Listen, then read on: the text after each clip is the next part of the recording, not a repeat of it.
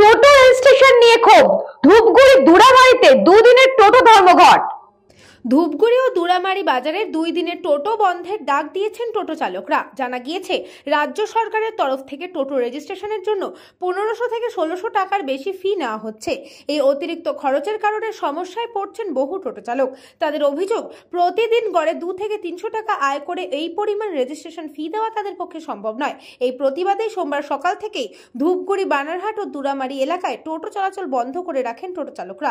ফলে ভোগান্তিতে পড়ছেন সাধারণ যাত্রী সহ দূর দূরান্ত থেকে আসা মানুষজন। আমাকে দরকার নেই, ভারতবর্ষে উঠে যাও, চলে যাও, বন্ধ আমাদের টোটো হতে পারে, এমনকি 1 ঘন্টা হতে পারে। কি টোটো আমাদের গরিব মানুষ করে খাচ্ছি, ওটা আমাদের ট্যাক্স আমরা দিতে পারবো না।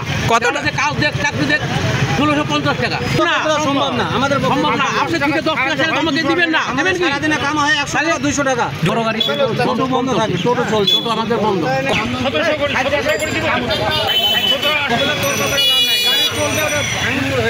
সমস্যা তো ভালো, এমনি টোটোতে ইনকাম নাই, কিভাবে আবার বেশি করবো, বন্ধ। জলপাইগুড়ি থেকে খাদিমুল ইসলামের report, news Banga time. St. Augustine's Day School, Barakpur. Success for every child. Admission open 2026 to 2027. Contact number 900793 4555.